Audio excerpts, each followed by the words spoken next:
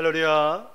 네, 예배 오신 여러분들 향하며 축복합니다. 하나님께서 오늘 이 시간에 여러분들에게 한영원 은혜를 부어주시길 주님의 이름으로 축복합니다.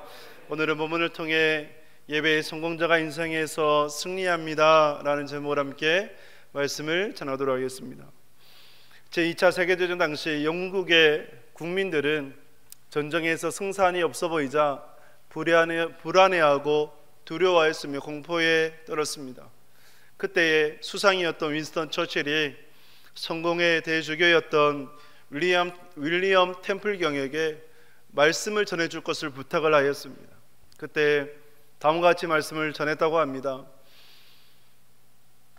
대영 제국 국민 여러분, 지금 우리는 예배할 때입니다.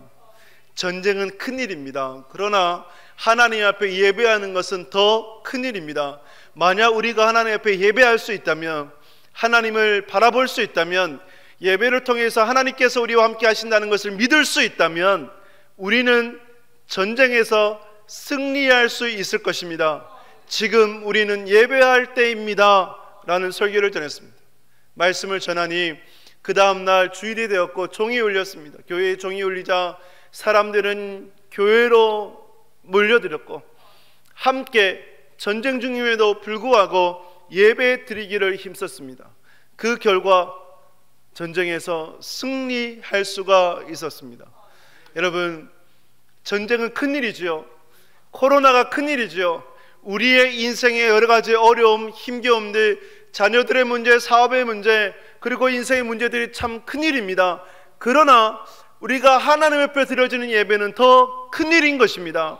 우리가 예배 드릴 수 있다면, 예배를 통해서 하나님을 바라볼 수 있다면, 하나님께서 우리와 함께 하신다는 것을 믿을 수 있다면 우리는 인생 가운데 승리할 수 있을 것입니다. 예배에 성공하는 자가 인생에서 승리할 수 있는 것입니다. 그것을 증명하는 것이 오늘의 본문이 됩니다.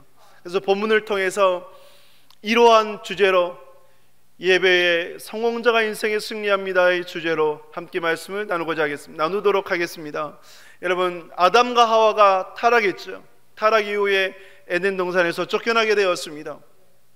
쫓겨나서 아담과 하와가 동침을 하고 가인을 낳고 아벨을 낳게 돼요. 가인은 농사짓는 자였고 아벨은 양치는 자였습니다. 이들이 세월이 지난 후에 제사를 드리게 됩니다. 가인은 농사짓는 자였기에 곡식으로 제물을 삼아서 제사를 드렸고 아벨은 양을 잡아서 제사를 드리게 됩니다. 그런데 하나님께서 누구의 제사만 받으셨습니까? 아벨의 제사만 받으셨어요. 아벨과 그의 제물은 받으셨으나 가인과 그의 제물은 받지 않으셨어요. 이때에 가인이 굉장히 분노하였습니다. 사람이 화가 나면 무엇이 바뀌나요? 가장 먼저 드러나는 것이 뭡니까? 얼굴 색깔이죠. 얼굴 색깔을 드러나요. 제가 사익을 해보니까 경상도, 특히 여기 부산, 경상도 이 분들은 얼굴색이 완전히 차이가 나요. 화가 나면 숨기질 못해요. 근데 서울 사람은 달라요. 포커페이스라고 얘기하죠. 서울 사람은 화가 났냐 안 났냐 잘 몰라요. 그게 제가 가장 큰 차이더라고요. 그래서 얼굴색만으로 서울 분들은 화가 났는지 안 났는지 잘 모르겠더라고요. 그런데 경상도 이렇게 울산, 부산에 사역하면 편해요. 왜? 화가 나면 보이니까. 가인이 화가 굉장히 났어요. 그래서 얼굴 색깔이 변해버렸어요. 이때 하나님께서 가인에게 찾아오셨어요. 왜 얼굴 색깔이 변했느냐? 내 안색이 변한 이유가 뭐냐? 너가 만약에 선을 행하였으면 왜 낯에 들지 못하겠느냐? 선이 뭘까요? 하나님께서 원하시는 제사 예배를 드렸다면 내가 왜 얼굴을 들지 못하느냐? 죄가 너를 원하나 너는 그 죄를 다스려야 된다라고 주님께서 말씀하게 됩니다. 자, 여러분, 이때 하나님께서 왜 가인에게 찾아오셨을까요? 가인에게 은혜를 베풀어 주시는 거죠. 은혜의 방편이죠. 가인이 분노하니까 그 분노로 인해서 더 큰 죄를 범하지 않도록 하나님께서 찾아와 주셨고 하나님께서 그에게 은혜를 베풀어 주신 거예요. 그래서 여러분, 이런 표현을 써요. 땅에서 풀리면 하늘에서도 풀리고 땅에서 매이면 하늘에서도 매이는 거예요. 우리가 땅에서 하나님 앞에 회개하면, 그래서 풀면 하나님께서 풀어주시는 거예요. 그래서 가인에게 찾아오시는 것은 땅에서 풀어라고, 회개하라고 하나님께서 찾아와 주신 건데, 근데 가인은 그렇지 않아요. 회개하지 않았어요. 오히려 더 큰 분노로, 더 큰 죄악으로 치닫게 된 거죠. 8절에 보면, 우리 8절 말씀 보면, 가인이 그의 아우 아벨에게 말하고 그들이 들에 있을 때에 가인이 그의 아우 아벨을 쳐 죽이니라 라고 되어 있습니다. 여러분, 말하고 라는 단어가 있죠. 이것을 풋노트 주석에 보면 이렇게 기록되어 있습니다. 고대 역본에 의하면 우리가 들러 나가자, 이렇게 기록되어 있어요. 자, 우리가 들러 나가자, 가인이 아벨을 향해서 속삭였던 거죠. 유혹했던 거죠. 우리가 들러 나가자. 여러분, 이것은 어떤 의미겠습니까? 충동적이고 그냥 즉각적인 어떤 살인이 아니라 계획적이고 의도적인 살인이 되었던 거예요. 그래서 들로 유인해서 아무도 없을 때 가인이 아벨을 쳐서 죽인 거예요. 충동적인 살인과 계획적인 살인은 처벌이 달라요. 벌의 중형이 다른 거죠. 이렇게 가인은 아벨을 쳐서 죽게 됩니다. 형제 간의 살인, 인류 최초의 살인이 이처럼 끔찍한 형제 간의 살인이 되어버렸어요. 하나님은 살인에 대해서 굉장히 진노하십니다. 왜 그럴까요? 사람이 누구의 형상을 따라 창조되었습니까? 하나님의 형상이죠. 그래서 창세기 9장 6절에 보면 사람이 피를 흘리면 동일한 피를 흘려야 된다 라고 말씀하시면서 하나님의 형상을 따라 창조되었기 때문이다 라고 말씀을 해요. 그래서 우리가 하나님의 형상으로 창조된 이처럼 소중한 존재라는 거죠. 그래서 생명을 소중히 여겨야 돼요. 신약에 가면 더 이것을 확대해서 주님께서 뭐라 말씀하셨습니까? 형제를 미워하는 것도 살인하는 거다라고 말씀을 하게 되죠. 형제를 미워한다고 하는 것은 하나님의 형상을 훼손해버리는 거예요. 회방시켜버리는 거예요. 그러므로 우리가 하나님의 형상을 따라 창조된 내 옆에 있는 형제 자매들이 이처럼 소중한 존재라는 것을 자각하면서 우리는 신앙생활을 해 나가야 되는 것입니다. 자, 여러분, 이렇게 가인이 아벨을 쳐서 죽였어요. 그때 하나님께서 다시 아벨에게 찾아오셨어요. 왜 찾아오셨다고요? 가인에게 하나님께서 은혜를 베풀어 주시고자. 그런데 가인에게 물으셨어요. 아벨이 어디 있느냐? 이때라도 제가 아벨을 죽이게 되었습니다. 제가 잘못했습니다 라고 가인이 회개했다면 그래도 다행인데, 가인이 어떻게 대답합니까? 왜 아벨을 내게서 찾습니까? 내가 아벨을 지키는 자입니까? 라고 오히려 적반하장으로 나와버리는 거죠. 여러분, 내가 아벨을 지키는 자입니까? 왜 내게서 찾습니까? 이 의미는 당신이 아벨을 지키는 자 아닙니까? 당신이 아벨을 지키지도 못하는데 어떻게 신이라고, 하나님이라고 할 수 있습니까? 라는 그런 의미가 되는 거예요. 하나님 입장에서는 너무나 무례한 것이고 그 벌이 큰 거죠. 그래서 하나님께서 가인에게 징계를 내리시는데, 땅이 저주가 되어져서 땀을 흘려도 아담에게 내린 저주의 그 이상으로 그만한 소출을 내지 못하게 될 것이다 라고 가인을 징계해 버립니다. 그리고 유리하는 자가 되어져서 이제 이 땅에서 더 이상 살지 못할 것이라고 말씀하게 돼요. 자, 그런데 여러분, 저는 이 말씀을 보면서도 하나님께서 가인에게 베풀어 주신 은혜다라는 생각을 하게 돼요. 왜 은혜가 될까요? 이런 말씀 보면 우리가 살다 보면 인생에 어려움이 있어요. 우리가 아무리 노력해도 그에 합당한 어떤 결과가 맺혀지지 않아요. 그러면 어떤 마음을 갖습니까? 우리가 가져야 될 마음은, 예를 들면 가인이 작년의 농사와 올해의 농사가 다르다, 올해 하나님께서 징계해 주셔서 이러한 농사의 결과밖에 얻지 못했다 라고 한다면 이 농사의 결과를 보고 열매를 보고 무엇을 생각해야 될까요?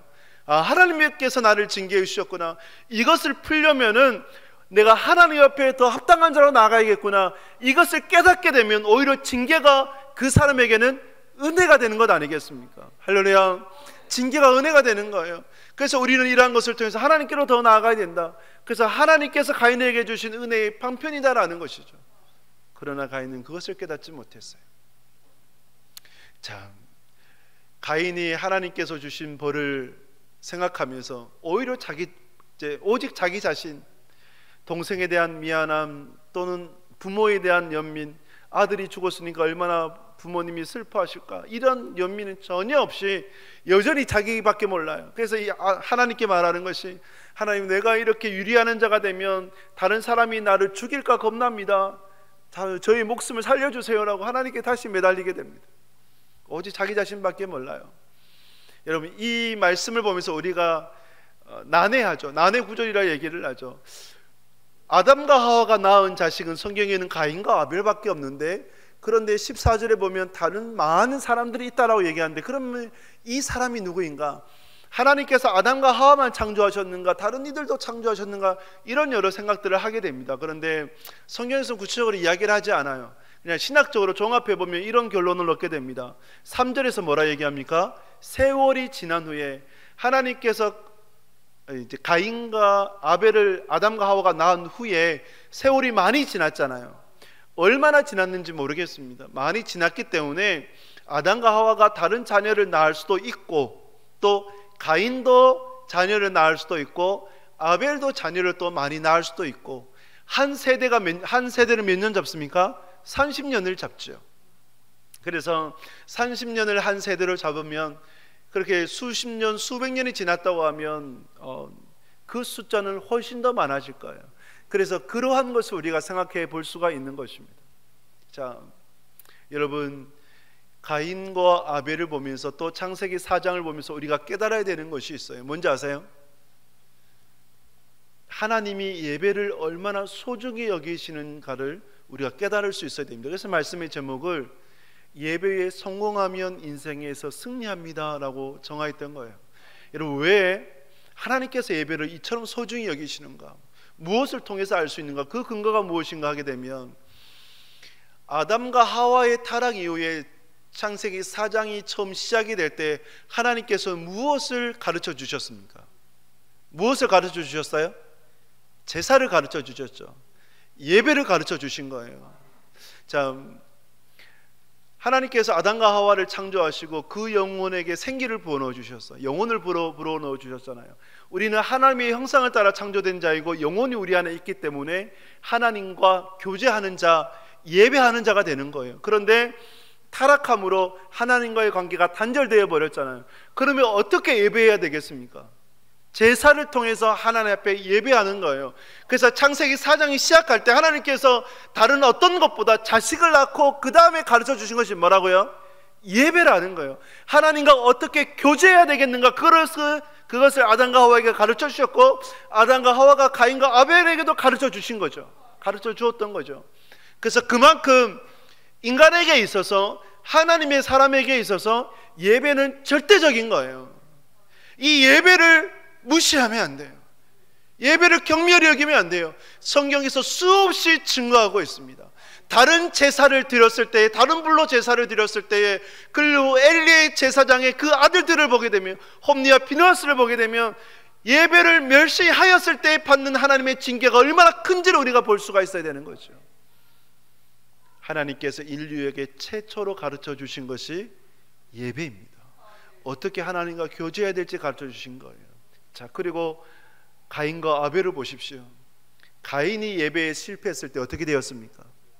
인류 최초의 살인, 형제간의 살인, 그러한 살인자가 되어버렸어요. 예배에 실패한 결과인 거죠. 그러므로 우리는 예배를 소중히 여길 수가 있어야 되고 예배에 성공할 수가 있어야 되는 겁니다. 사랑하는 여러분, 여러분들이 하나님 앞에 참되게 예배드리는 그러한 하나님께서 기뻐하시는 예배자가 될 수 있기를 주님의 이름으로 축복합니다. 여러분, 그러면 우리가 어떻게 하나님 앞에 예배 드려야 되겠는가 할 때 가인과 아벨을 봐야 되는 거예요. 자, 가인과 아벨을 보게 되면 하나님께서 아벨과 그의 제물은 받으셨으나 가인과 그의 제물은 받지 않으셨다고 말씀을 해요. 하나님은 무엇을 보세요? 예배 드리는 사람을 보시고 또 무엇도 보세요? 예배를 드릴 때 드려지는 예물도 보시는 거예요. 사람도 보시고 예물도 보세요. 자, 그러면 예물을 더 중히 보실까요? 아니면 사람을 더 중히 보실까요? 사람을 더 중히 보세요. 성경에서 말씀하잖아요. 아벨과 그의 제물을 받으셨으나 가인과 그의 제물을 받지 않으셨다. 가인이 합당하지 않았기 때문에 그 제물도 합당하지 않았던 거예요. 아벨이 합당했고, 그리고 아벨이 드린 제물도 합당했던 거예요. 참, 아벨이 드린 제물이 왜 합당했느냐, 아벨이 드린 예배가 왜 합당했느냐 보게 되면 사람이 마음이 가는 곳에 무엇이 갑니까? 물질이 가죠. 그래서 아벨이 하나님께 드리는 제사 예배를 소중히 여겼고, 그 소중히 여김에 합당한 제물로 드렸던 거죠.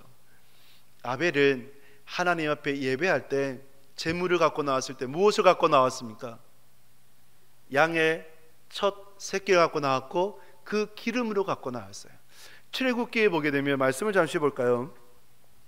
출애굽기 말씀을 보게 되면 이렇게 말씀을 합니다. 출애굽기 13장 12절 말씀, 13장 12절 같이 읽겠습니다. 너는 태에서 처음 난 모든 것과 내게 있는 가축의 태에서 처음 난 것을 다 구별하여 여호와께 돌리라. 수컷은 여호와의 것이니라. 아멘. 처음 난 모든 것, 태에서 난 모든 것을 하나님께 드려라라고 말씀을 하죠. 왜 이렇게 말씀하는 걸까요? 여러분, 처음 난 것은 소중합니까? 소중하지 않습니까? 소중하잖아요. 근데 그 소중한 것을 하나님께 드리라고 하는 것은 우리의 모든 것이 누구의 것? 하나님의 것임을 인정하며 살아가라는 거예요. 그리고 아벨이 그 기름으로 예배드렸다고 하는 것은, 기름은 중요한 것, 기름진 것, 가치 있는 것이라는 의미가 되어져요. 그래서 아벨이 하나님 앞에 예배를 소중히 여겼기 때문에 가장 소중한 것, 귀한 것을 갖고 하나님 앞에 나왔던 거예요. 아벨의 예배의 태도가 어디에 있어요? 예물을 보면 알 수가 있는 거죠. 그런데 가인에게 있어서는 그것이 있어요? 없어요? 없어요. 곡식을 제물로 드렸지만, 곡식을 제물로 드릴 수 있죠. 농사 짓는 자가 곡식으로 제사를 드려야죠. 레위기 2장에 보면 소제가 있어요. 소제는 곡식으로 드리는 제사인데 충분히 드릴 수가 있어요. 그러나 단지 그것뿐이에요. 곡식으로 제사를 드렸다, 그것밖에 없어요. 가장 소중한 것, 처음 난 곡식으로 첫 제물로 드렸다라는 것이 없어요. 없다고 하는 것은 가인에게 있어서 그 예배의 태도가 하나님 앞에 합당하지 않음을 보여주는 거죠. 그래서 우리는 예배를 드릴 때에 하나님께서 우리의 예배의 중심, 우리의 예배의 생각, 우리의 마음을 보신다는 것을 여러분들 잊지 않아야 합니다. 예배를 드릴 때 무엇을 가장 먼저 보신다고요? 여러분 자신을 먼저 보신다. 나를 보신다는 거예요. 내가 오늘 예배 나올 때 어떤 마음으로 예배를 나왔는가? 여러분들이 이 자리에 앉기까지 어떤 마음으로 예배에 나오셨습니까? 여러분, 그것을 한번 점검해 보세요. 주님께서 짐승의 피, 아니면 그 살코기, 그러한 것들이 필요한 분이시겠습니까? 아니에요. 이사야서 말씀을 보게 되면 이렇게 말씀을 하게 됩니다. 이사야서 1장 11절을 보게 되면 같이 읽어볼까요? 시작. 여호와께서 말씀하시되 너야 무수한 제물이 내게 무엇이 유익하뇨? 나는 수량의 번제와 살찐 짐승의 기름에 배불렀고 나는 수송아지나 어린 양이나 수염소의 피를 기뻐하지 아니하노라. 아멘. 나는 이미 배불렀다고 말씀하는 거예요. 나는 그것이 필요하지 않다라고 말씀하는 거예요. 그런데 왜 제물을 갖고 하나님 앞에 예배드리라고 하냐 하면 그 마음의 중심을 보기를 원하시는 거예요. 여러분들이 예배를 어떻게 드리냐를 보기를 원하시는 거예요. 회개할 때 무엇부터 회개해야 된다고 말씀합니까? 지갑부터 회개해야 된다고 말씀을 하죠. 자, 여러분, 로마서를 보게 되면 로마서 10장 9절 10절에서 이렇게 말씀합니다. 같이 읽겠습니다. 내가 만일 내 입으로 예수를 주로 시인하며 또 하나님께서 그를 죽은 자 가운데서 살리신 것을 내 마음에 믿으면 구원을 받으리라. 사람이 마음으로 믿어 의에 이르고 입으로 시인하여 구원에 이르느니라. 아멘. 자, 여러분 보십시오. 사람이 마음으로 믿어 의에 이른다. 의에 이른다고 하는 것은 구원받은 백성이다, 하나님의 자녀 삼았다라는 증거가 되는 거예요. 그런데 입으로 시인해서 구원에 이른다 그래요. 입으로 시인해서 구원에 이르는 것이 어떤 의미겠습니까? 믿음으로 구원을 받아요. 근데 야고보서에 보면 행함으로 구원을 받아라라고 말씀을 하죠. 즉 입으로 시인해서 구원을 받는다고 하는 것은 우리가 입으로 나는 하나님의 자녀입니다, 나는 울산 동부교회 성도입니다 라는 고백을 어디서 해야 된다고요? 이곳에 사는 것이 아니라 어디에서요? 여러분들의 가정에서, 여러분들의 직장에서, 사업장에서, 세상에서 나는 그리스도인입니다라는 고백적인 삶이, 신앙 고백적인 삶이 이루어져야 된다는 거예요. 그 이루어짐을 통해서 두렵고 떨림으로 구원을 이루어가라는 거죠. 우리는 구원받은 백성으로서 합당한 삶을 살아가야 되는 거예요. 그래서 입으로 시인하여 구원에 이른다라고 주님께서 말씀하는 거죠. 예배에 합당한 자로 서기 위해서 우리가 준비된다고 할 때 주일 오늘 아침 이 하루만 준비되는 것이겠습니까? 아니면 월요일부터 준비되는 것이겠습니까? 월요일부터예요. 그래서 예배라고 하는 것은 주일만 드려지는 것이 아니라 월화수목 금토 이 모든 날이 하나님 앞에서 예배드리는 날이 되어야 되는 거죠. 그래서 거기에 힘쓰고자 우리가 새벽에 하나님께 나와 기도하는 것이고, 그리고 더 말씀으로 붙잡히고자 3일, 우리가 3일 기도회라고 얘기를 하잖아요. 수요 기도에 나와야 되는 것이고, 또 우리 금요철야 기도를 통해서 하나님의 은혜를 구하는 것이 날마다 하나님의 은혜 가운데 참된 예배자로 서기 위해서 우리가 그렇게 몸부림치는 것 아니겠습니까? 여러분들이 하나님 앞에 참된 예배자로 설 수 있기를 주님의 이름으로 축복합니다. 아벨과 그의 제물을 받으신 것처럼 여러분과 여러분들이 드리는 제물을 받으실 수 있기를, 하나님께서 보시기에 합당한 예배자가 되실 수 있기를 주님의 이름으로 축복합니다. 가인은 실패했잖아요. 여러분, 왜 가인이 실패했을까요? 그 이유가 뭘까요? 가인이 실패한 이유가 뭘까? 여러 가지를 볼 수가 있어요. 여러분, 제물에 있어서 합당하지 않았어요. 자, 그렇다면 이것이 뭐냐? 가인은 예배에 대한 사모함이 없었다는 거예요. 예배에 대한 사모함이 있었다면 그런 제물을 준비하지 않았을 거예요. 그리고 가인에게 있어서 예배의 중심이 누구였냐? 예배는 누구를 위한 제사를 드렸느냐 할 때 가인은 하나님을 위한 제사가 아니라 자기 만족을 위한 제사를 드렸던 거예요. 자, 보십시오. 가인이 안색이 변했잖아요. 하나님께서 아벨의 제사만 받고 자기의 제사는 받지 않자 안색이 변했어요. 이것이 그 증거가 되는 거예요. 만약에 합당한 예배자로 가면 화를 내야 되는 것이 아니라 자기를 돌아봐야 되죠. 내게 부족한 것이 무엇일까? 내가 잘못된 것이 무엇일까? 하나님께서 기뻐하지 않는 예배의 모습이 무엇일까를 돌아보고 겸비해야 되고 고쳐야 되고 다시 그 잘못들을 반복하지 않고 하나님이 원하시는 예배로 드릴 수 있도록 그렇게 힘써야 되는 것 아니겠습니까? 그런데 가인은 그런 예배가 아니었어요. 왜 하나님이 내 예배를 받지 않지? 하나님이 뭔데 내 예배를 받지 않는 거야? 라고 오히려 더 화를 내버리는 거예요. 여러분, 이것은 우리에게 나타나는 아주 못된 모습이에요. 여러분들은 누구를 위해서 예배를 드립니까? 여러분들이 신앙생활하는 이유와 목적이 무엇입니까? 우리는 하나님을 위한 예배가 되어야 되는 거예요. 제가 사역을 하면서 이런 경우를 너무나 많이 봤어요. 어떠한 여집사님이, 제가 이전에 교회에서 여집사님이 자녀가 고등학교에 이제 진학을 해야 되는데 교육자에게 이제 그 좋은 고등학교가 있으니까 그곳에 갈 수 있도록 주소를 좀 이전해 달라고 부탁을 해요. 그래서 그것이 교육자에게 받아들일 수가 없잖아요. 저기 사는데 불법으로 주소지를 이전해서 더 좋은 고등학교에 갈 수 있도록 해달라. 교육자에게 부탁하니까 그것은 신앙상 안 되겠습니다 하니까 이분이 어떻게 했을까요? 오히려 화를 내면서 미안해해야 되는데, 하나님 앞에 죄송해야 되는데 오히려 화를 내면서 교회를 옮겨버리더라고요. 하나님 앞에 기도해요. 하나님, 내 병이 낫게 해주십시오. 또는 승진을 두고 그리고 자녀들의 진학을 두고 기도해요. 그런데 그 뜻대로 이루어지지 않아요. 그럼 우리는 어떤 마음을 갖습니까? 상처받았다고 그렇게 얘기하는 사람들이 있어요. 누가 상처를 받는 거예요? 그 말을 들을 때마다 저는 제가 상처받아요. 여러분, 입시 때가 되면 절에서 뭘 합니까? 1000번 예배, 1만 배, 그런 이제 기도를 드려요. 왜 그런 기도를 드려요? 내 자녀가 좋은 대학에 갈 수 있도록 하기 위해서. 교회에서 1000번째 기도에 10,000번째 기도를 드린다고 해봅시다. 그런데 단지 내 자녀가 좋은 대학에 가도록 그런 기도에 그쳐버리게 된다면, 여러분, 절에서 드리는 기도와 우리가 드리는 기도가 차이가 뭐겠습니까? 종교인의 모습밖에 되지 않는 거예요. 그래서 우리는 종교인으로 살아가면 안 되는 거예요. 우리는 종교인이 아니라 그리스도인이에요. 하나님의 자녀가 되는 거예요. 종교인은 내 목적, 나의 기쁨, 나의 만족을 위해서 단지 드릴 뿐이에요. 우리는 하나님의 기쁨, 하나님의 만족, 하나님의 영광을 위해서 드릴 수가 있어야 되는 거예요. 가인은 종교인이었어요.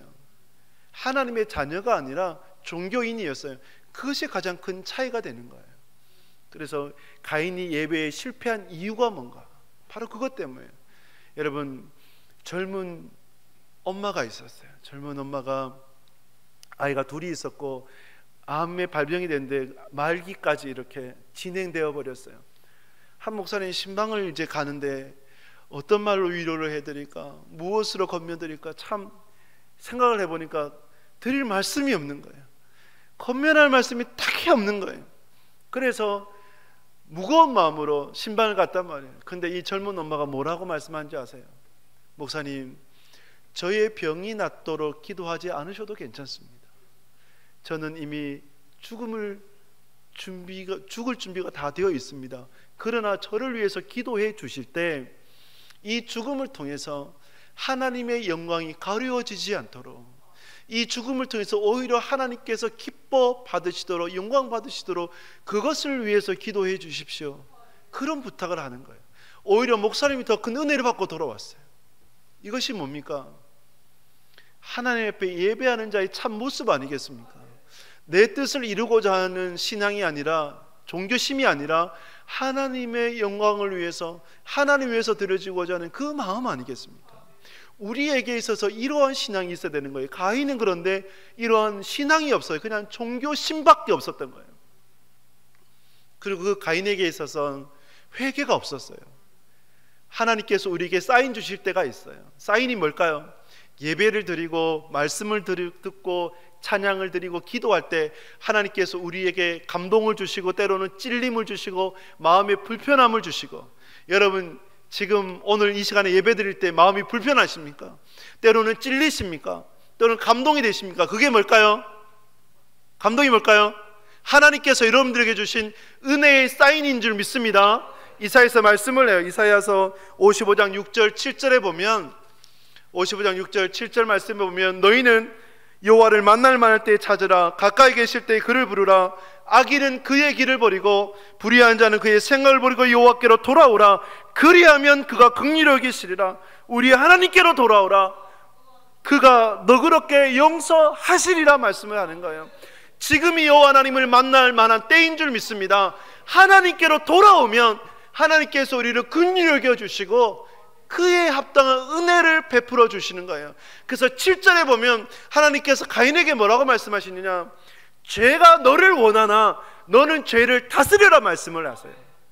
죄가 너를 원한다는 게 뭐냐면, 여러분 창세기 3장 16절에서 하나님께서 여자를 벌하실 때 너는 남편을 원하나 라는 표현을 쓰셨죠. 남편을 원한다고 할 때 원한다는 뜻이 물이 넘쳐 흐르는 것, 그만큼 남편을 갈망한다는 것이 되는데, 죄가 너를 갈망하고 있다, 즉 죄가 너를 지금 붙잡고 있다, 그 죄가 너를 사로잡고 있고 죄를 짓기에 넘쳐 흐르는 그러한 상태이다. 그러므로 너는 죄를 다스려야 된다라고 말씀해요. 죄를 절제하고 그 분노를 절제하고 하나님의 은혜 가운데 살아가야 된다, 나의 은혜 가운데 살아가야 된다, 그것을 말씀하는 거예요. 죄가 우리를 원할 때가 있어요. 그때 우리는 그 죄를 다스려야 됩니다. 할렐루야. 죄를 다스릴 수가 있어야 돼요. 가정에서 남편과 아내와의 관계 가운데 때로는 여러분 부부싸움 할 때 어떻습니까? 죄가 우리를 원할 때가 있어요. 마치 본물 터진 것처럼 막 아무 말이나 하고 막 쏟아내어버리고, 여러분 그러할 때에도 우리는 그 죄를 다스릴 수가 있어야 돼요. 자녀를 향해서도 마찬가지예요. 내 동료를 향해서도 마찬가지예요. 그래서 죄가 우리를 원하나 원하는 대로 우리가 그냥 내어버리는 것이 아니라 그 죄를 다스릴 수가 있어야 되는 것입니다. 그러한 여러분 될 수 있기를 주님의 이름으로 축복합니다. 그것이 바로 회개예요. 하나님 앞에 온전한 회개로 나와야 되는 것이죠. 그러나 가인은 그러한 회개가 없었던 거죠. 그런 회개가 없었어요. 그러므로 이러한 예배에 대한 사모함도 없고, 예배의 중심이 하나님이 아니라 자기 자신, 그냥 종교심밖에 없었고, 하나님의 참되게 회개하는 마음도 없었고, 그러기에 그 예배가 실패해버렸던 거예요. 솔직하게 얘기하면 우리는 아벨의 모습보다 가인의 모습이 더 많아요. 더 짙어요. 더 강해요. 그러므로 가인을 보면서 우리는 철저하게 돌이켜야 되는 것입니다. 할렐루야. 돌아서야 되는 것입니다. 하나님 앞에 참된 예배자로 서시는 여러분 될 수 있기를 주님의 이름으로 축복합니다. 마지막으로 여러분, 가인과 아벨을 보면서 성경에서 왜 아벨의 예배를 받으셨는가, 그것을 우리가 볼 때에 히브리서 11장 4절에서 그것을 증거하고 있습니다. 우리 함께 같이 읽겠습니다. 믿음으로 아벨은 가인보다 더 나은 제사를 하나님께 드림으로 의로운 자라 하시는 증거를 얻었으니 하나님이 그 예물에 대하여 증언하심이라. 그가 죽었으나 그 믿음으로서 지금도 말하느니라. 아멘. 여러분, 믿음이에요. 아벨은 믿음으로 가인보다 더 나은 제사를 드린 거예요. 아벨은 죽었잖아요. 그런데 그 믿음으로 지금도 말하고 있다라고 성경 우리에게 가르쳐주고 있는 거예요. 아벨은 믿음으로 하나님께 제사를 드렸어요. 예배를 드렸다는 거예요. 그러면 믿음으로 드려지는 그 예배가 무엇일까 할 때에 히브리서 11장 6절 그 아래에, 바로 아래의 말씀을 보게 되면 이렇게 증거하고 있습니다. 같이 읽겠습니다. 믿음이 없이는 하나님을 기쁘시게 하지 못하나니 하나님께 나아가는 자는 반드시 그가 계신 것과 또한 그가 자기를 찾는 자들에게 상 주신 이심을 믿어야 할지니라. 아멘. 믿음이 없이는 하나님을 기쁘시게 하지 못합니다. 하나님께 나아가는 자는 두 가지 믿음이 있어야 되는 거예요. 첫째가 하나님은 살아계시다는 것. 할렐루야. 하나님은 살아계신 분이십니다. 지금도 우리와 함께 하시는 분이십니다. 이 예배를 드리는데 이곳에 누가 계시다고요? 지금도 살아계셔서 역사하시는 하나님이 계시다는 거예요. 그렇다면 그것을 우리가 인식한다면, 하나님의 존전에 서게 된다면 그냥 그저 그렇게 예배 드릴 수 없잖아요. 가식으로 예배 드릴 수 없잖아요. 허례로 예배 드릴 수가 없잖아요. 두렵고 떨림으로 예배 드릴 수밖에 없는 것 아니겠습니까? 하나님이 살아계시다는 것을 잊지 마십시오. 하나님은 늘 우리와 함께 하시고 하나님 늘 살아계셔서 역사하시게 됩니다. 자, 두 번째, 믿음으로 나아가는 것이 무엇이냐 할 때에 하나님을 찾는 자들에게 상 주시는 분임을 믿어야 되는 것입니다. 할렐루야. 상 주시는 분이심을 믿어야 되는 거예요. 자, 여러분, 복음서에 보면 스로보니게 여인이 있어요. 스로보니게 여인은 이방 여인입니다. 그래서 예수님께 나와서 제발 내 딸이 죽어가는데 고쳐달라고, 살려달라고 그렇게 예수님께 메어 달렸습니다. 그때 예수님께서 스로보니게 여인이라서 이방 여인에서 안 된다 하라고 하니까 이 여인이 뭐라 얘기합니까? 개들도 상에서 떨어지는 부스러기를 먹는데 내게서 이방인이라 할지라도 그 상에서 떨어지는 부스러기조차도 내게 좋으니까, 그것만 있어도 내 딸이 나을 수가 있으니까 제발 그 부스러기라도 내게 달라고. 주님께서 그 여인에게 뭐라 말씀하십니까?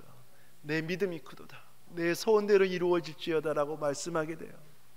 이것이 뭘까요? 믿음으로 하나님께서 상 주시는 자에게, 하나님을 찾는 자에게 주시는 상이 되는 줄 믿습니다. 그러므로 여러분, 오늘 예배에 나올 때에 여러분이 이러한 믿음이 있으시길 간절히 소망합니다. 하나님을 찾으면, 하나님을 붙들면 내게 하나님께서 상 주시는 거야. 내게 은혜를 주시는 거야. 이 땅에서 살아갈 수 있는 힘을 주시는 거야. 그것을 믿을 수 있기 바라요. 자, 이건 이제 여담인데, 여러분, 저는 그런 생각을 해봐요. 왜 가인이 아벨이 실패했을까?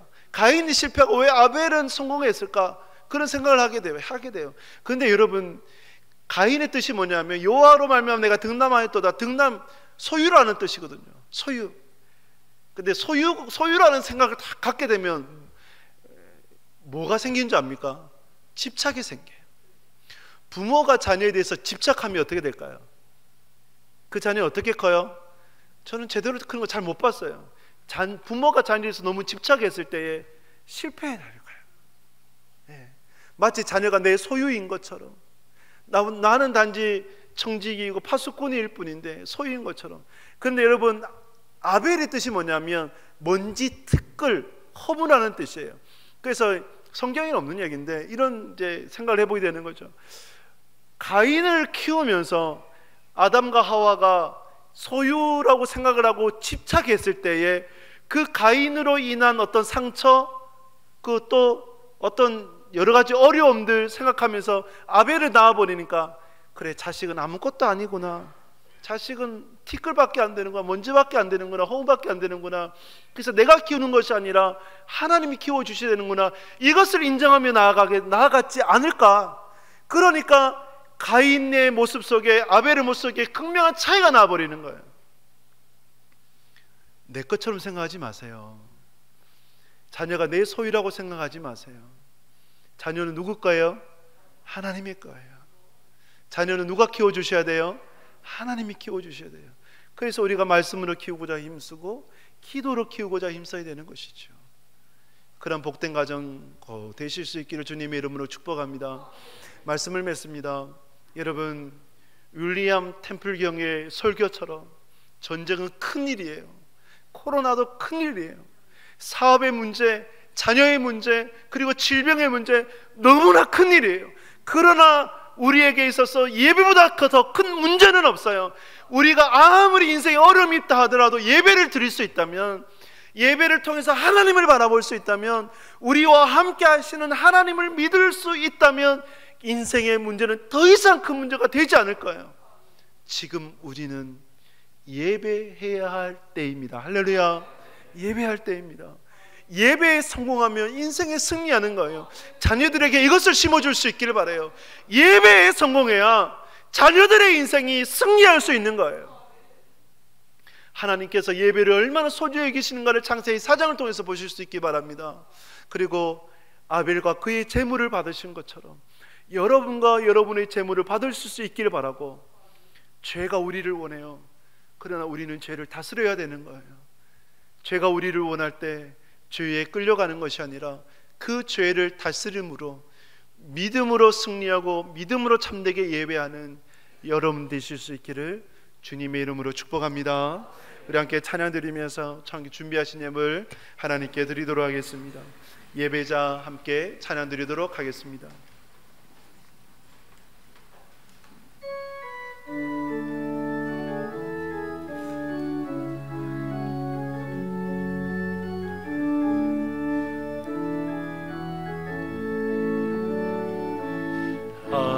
아무도 예배하지 않는 그곳에서 주를 예배하리라.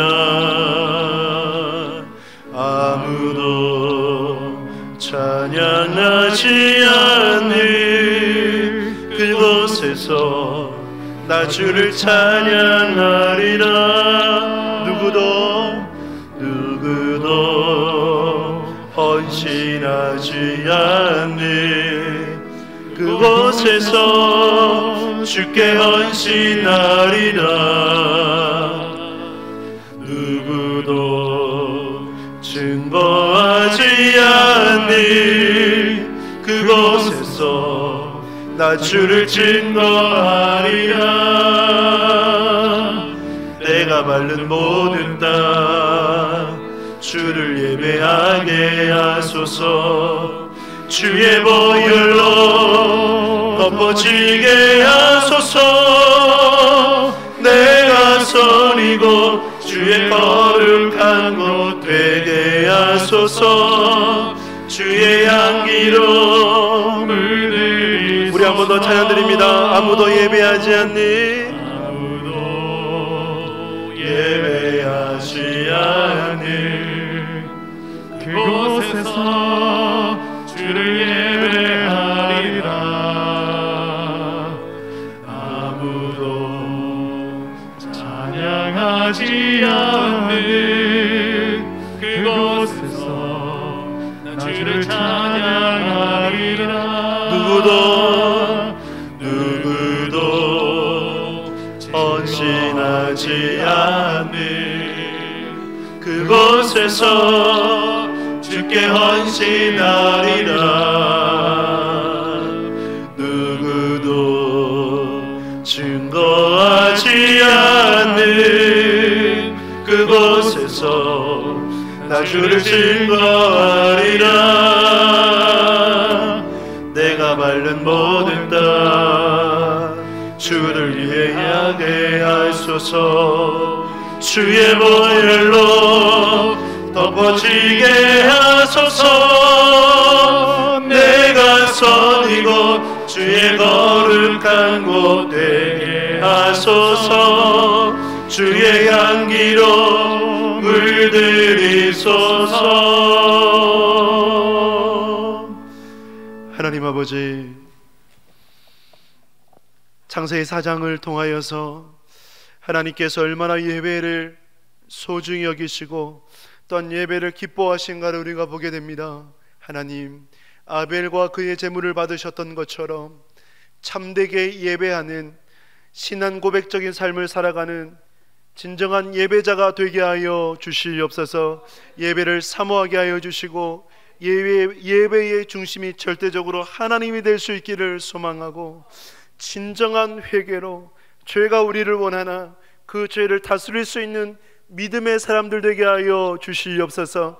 우리가 예배할 때 믿음으로 예배할 수 있기를 소망하고, 믿음으로 하나님이 살아계시다는 것, 믿음으로 하나님께서 찾는 자들에게 상 주시는 분임을 믿고 나아가는 모든 하나님의 사람들 되게 하여 주시옵소서. 오늘도 구별하여 예물을 드리게 하여 주심에 감사합니다.